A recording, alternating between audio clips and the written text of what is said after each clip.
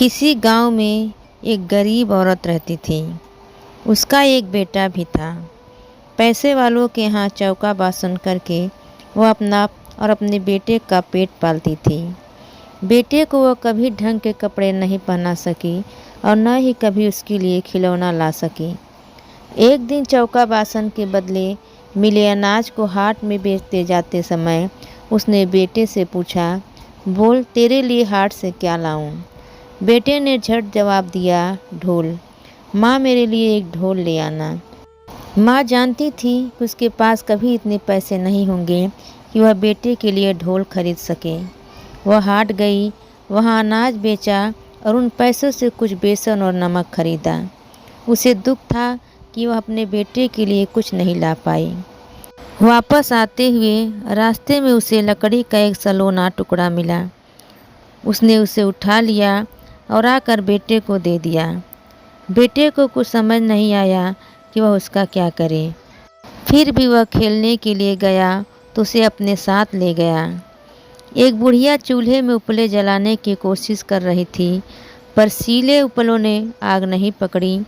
चारों तरफ धुआं ही धुआं हो गया। धुएं से बुढ़िया की आंखों में पानी आ गया। लड़का रुका और पूछा, वह रो क्यों रही है? बुढ़िया ने कहा कि चूल्हा नहीं जल रहा है। चूल्हा नहीं जलेगा तो वह रोटी कैसे बनाएगी? लड़के ने कहा, मेरे पास लकड़ी का टुकड़ा है, चाहो तो उससे आग जला लो। बुढ़िया बहुत खुश हुई। उसने चूल्हा जलाया, रोटियां बनाई और एक रोटी लड़के को दी। रोटी लेकर वह चल पड़ा। चलते चलते उसे एक कुम्हारिन मिली। उसका बच्चा मिट्टी में लोटते हुए जोर जोर से रो रहा था।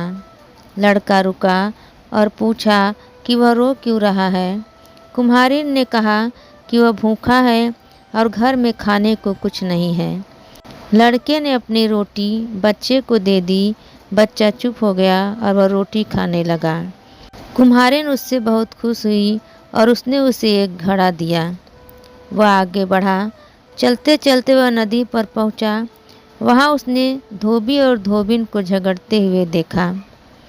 लड़के ने रुककर धोबी से चिल्लाने और धोबिन को पीटने का कारण पूछा। धोबी ने कहा, पीटूं नहीं तो क्या करूं? ससुरी ने घड़ा फोड़ दिया। अब मैं कपड़े किस में उबालूं? लड़के ने कहा, झगड़ा मत करो, मेरा घड़ा ले लो। इतना बड़ा घड़ा पाकर धोबी बहुत खुश हुआ। बदले में उसने लड़के को एक कोट दिया।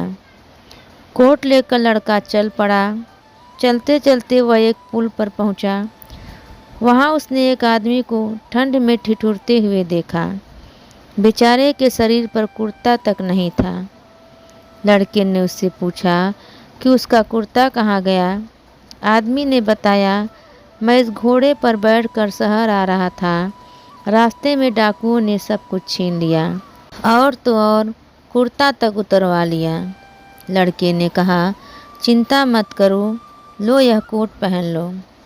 आदमी ने कोट लेते हुए कहा, तुम बहुत भले हो, मैं तुम्हें यह घोड़ा भेंट करता हूँ। लड़के ने घोड़ा ले लिया।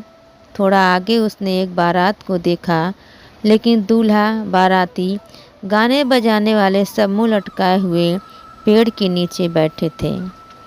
लड़के ने पूछा कि वे उदास क्यों हैं। दूल्हे के पिता ने कहा, हमें लड़की वालों के यहाँ जाना है, पर दूल्हे के लिए घोड़ा नहीं है। जो घोड़ा लेने गया वह अभी तक लौटा नहीं।